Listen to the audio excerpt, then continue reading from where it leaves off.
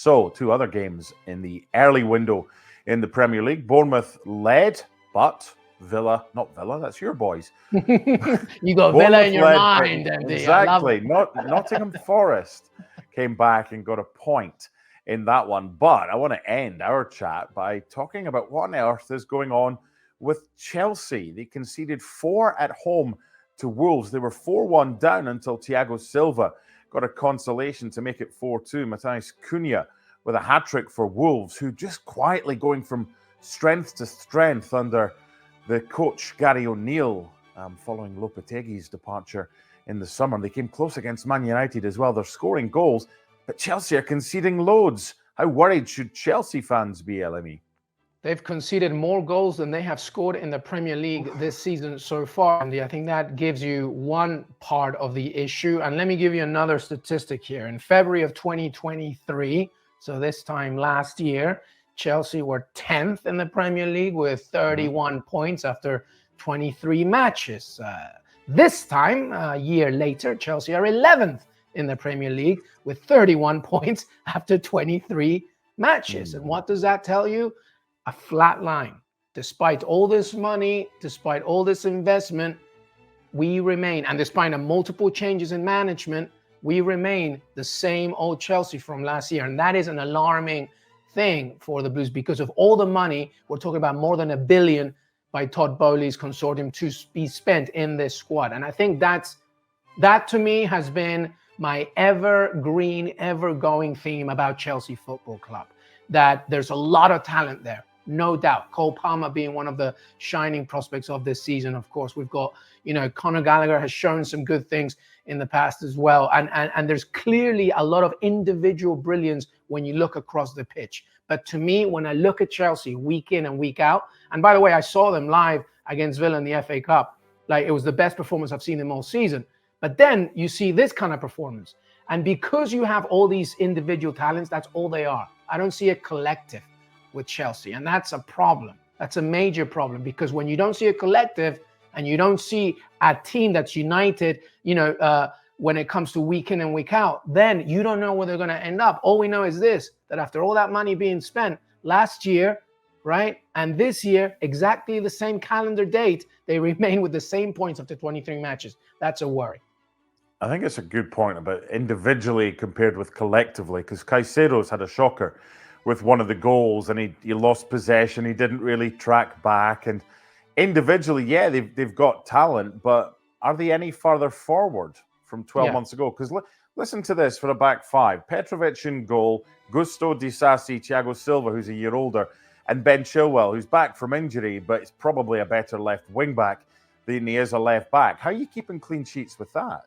Yeah, you can. Disasi conceded an own goal. Gusto, who I get it, he's a young player, but he made many mistakes, and it hasn't been the first time since I've seen that. Ben Chilwell remains an injury-prone player. He's an amazing talent, but he's never fully fit over the specter of 2 months, and that's a worry. Thiago Silva, as amazing as his career has been, is Thiago Silva. He is aging, and Petrovic, to your point, to me, he's not the kind of goalkeeper that I say, wow, I feel safe between the sticks. With all due respect, he's still learning. So to your point, there's a reason why they have conceded more than they have scored, because individually they're making mistakes. And again, you mentioned Moises Caicedo.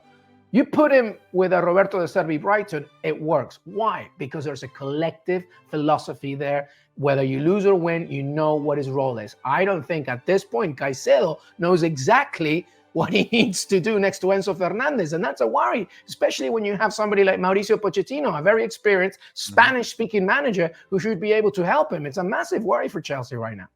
One final question about Chelsea. They are closer to the bottom three, the relegation zone, than the top four.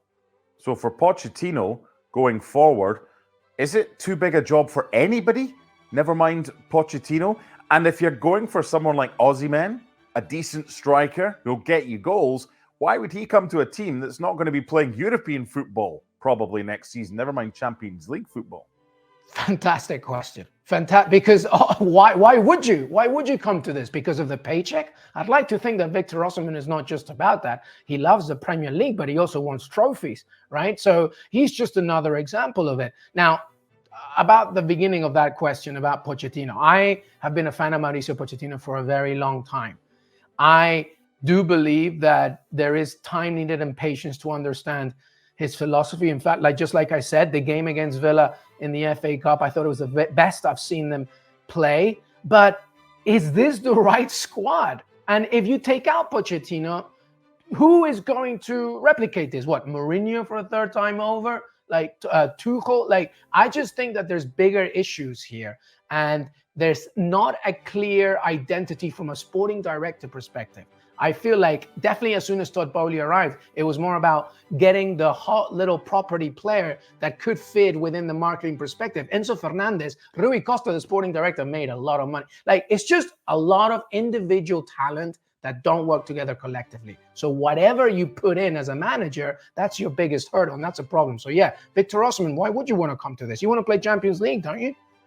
Just shows you, never mind the manager of a football team, never mind the players in a football team, just as important is the recruitment for a football team, and Chelsea proving that. They lose by 4-2 at home to Wolves. We'll be back later today with all the reaction from Arsenal against Liverpool, which kicks off shortly. My thanks to Rob Dawson at Old Trafford and to Luis Miguel. We will be back in a couple of hours for Arsenal against Liverpool reaction. Bye for now.